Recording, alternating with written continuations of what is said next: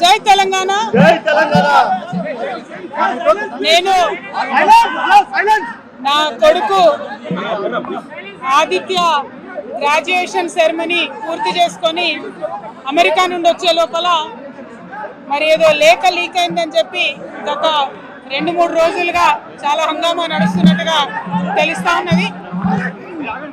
మరి ఈ సందర్భంగా నేను చెప్పదలుచుకున్నది ఒకటే, 2 వారాల క్రితం నేను గౌరవనీయులు పెద్దలు కేసీఆర్ గారికి ఒక లేఖ రాయడం జరిగింది. నేను ఈ విధంగా కేసీఆర్ గారికి ఇదివరకు కూడా నా ఒపీనియన్స్ ఎప్పుడున్నా కూడా లేఖ ద్వారా చెప్పడం జరిగింది. అయితే ఈసారి నేను మొన్ననే చెప్పున్నాను, కుట్రలు కుతంత్రాలు జరుగుతూ ఉన్నాయని.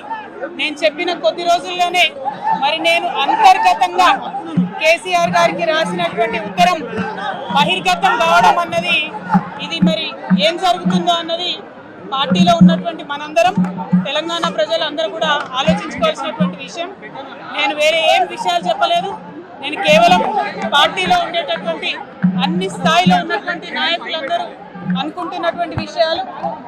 దాదాపు సగం తెలంగాణ నేను ఈ సందర్భంగా ఈ మధ్యలో టూర్ చేసినటువంటి సందర్భంలో తెలంగాణ ప్రజల విషయాలను మాత్రమే నేను పెద్ద ఎత్తున చెప్పడం జరిగింది తప్పితే నా పర్సనల్ ఎజెండా ఏమీ లేదు.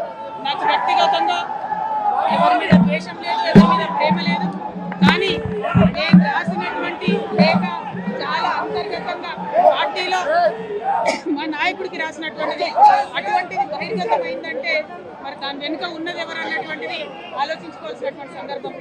I have return to my father Shri KCR గారు feedback which I got from every stature of the leader from our party and from Telangana people broadly 2 weeks back. I've always written to my father at various stages. Whenever I needed to give him any feedback, I've always written to him. But this time it got out. I believe it is the handiwork of some of the cowards in the party, and the party should decide how to deal with them. I have not written anything negative against KCR garu or the party. To strengthen the party, and to work for the people of Telangana. Feedback mechanism is necessary, and that is what I have done. Thank you. Jai Telangana.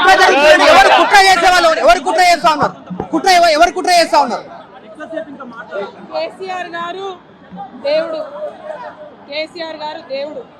కానీ కేసీఆర్ గారి చుట్టుకొని దయ్యాలున్నాయి.